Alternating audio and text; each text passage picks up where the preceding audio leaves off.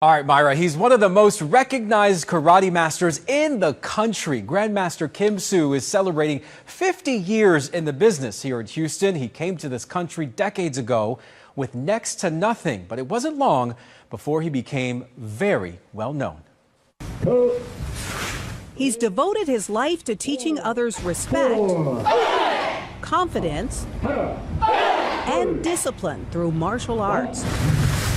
Some students been here 40, 50 years with me. Yeah, it's amazing. Grandmaster Kim Soo has seen thousands of students pass through the doors of his Kim Soo Karate over the years. And he's promoted more than 600 of them to the coveted black belt. So I'm 79, but still teaching. I came to the United States to teach and to share my knowledge. That's my sole purpose. It's now been 50 years since he opened his first dojang, or training studio, here in Houston. 50 years since he came here from Korea with only $100 in his pocket. I didn't have any really help at all, so I really had a very hard time to build a school, starting from the zero. His lifelong journey into martial arts began as a teenager, growing up during the Korean War. Everybody wanted to fight at the time during the war times. People are not nice. Then I got beat up a couple of times. I lost confidence really bad. So he turned to karate, which offered him a sense of peace and belonging. He went on to teach martial arts in the Korean Army service, but it wasn't long before he set his sights on America. That's what I decided. I want to go here as a pioneer. I like to help out the people who need really martial arts. But his first few months in Houston were tough. He had to leave his wife and young son behind in Korea and was homeless in the beginning. I couldn't teach martial art. I couldn't make any money because I don't have any green card, no work permit. Kim remembers going to the immigration office not knowing what to expect. Why do you like to live in America? That's the first question. I told him America needs me. That's what I told him because I was nervous. He was granted a work permit and started sleeping in an empty building on Clay Street in downtown Houston. But then he saw an opportunity in that old building. Without any money, I just remodeled it myself. In 1968, he turned it into a martial arts school. So I thought maybe when I open school, I get a lot of students. But I opened school, nobody showed up. Only one guy came. Kim never gave up. Slowly, he started recruiting students and also began teaching martial arts at Rice University and the University of Houston.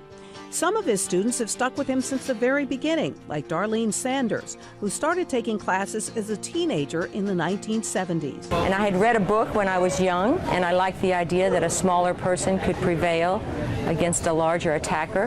He's the most compassionate teacher I've ever seen, is kind and humble. Kim now teaches alongside his son, Master Sean Kim. Together, the two teach what's called Chayon-Ryu, which means the natural way. It emphasizes a balance between mind and body, rather than simply learning to kick or punch. We focus less on the winning and losing mentality. It's being more of an inward type of training where you're focusing more on the mental side. Before and after every class, their students recite the dojang hoon, or training oath. It teaches them to respect others and reject violence. Gotta learn how to respect first. Oh, I have to bow. You don't respect? How can I teach you? Most people have the misconception that it's all about punching, kicking, self-defense, violence. But if anything, it's probably the opposite. It's not only teaching discipline and how to respect others, but also just being in control of yourself. Knowing when to avoid a situation rather than to engage. Bruce Ochoa and his sister Kimberly have been training at Kim Soo Karate since they were just 5 years old. We were in a bad neighborhood, and my mom specifically saw bullying in our neighborhood, and she didn't want us to have that same experience. Kimberly's training even influenced her college major. I teach here, and it kind of just influenced me to teach some more. I'm majoring in education. I'm actually wanting to be a teacher. And even entire families train together. Grandmaster has a smile, and he's kind to the kids, and he's just fun to be around, really. Kim's influence has earned him mayoral proclamations from 6 different Houston mayors over the years. And while many people ask him when he plans to retire, he only has one answer. I didn't do this money because to make more money and for that kind of a thing. I'm still teaching for my health, to share my knowledge.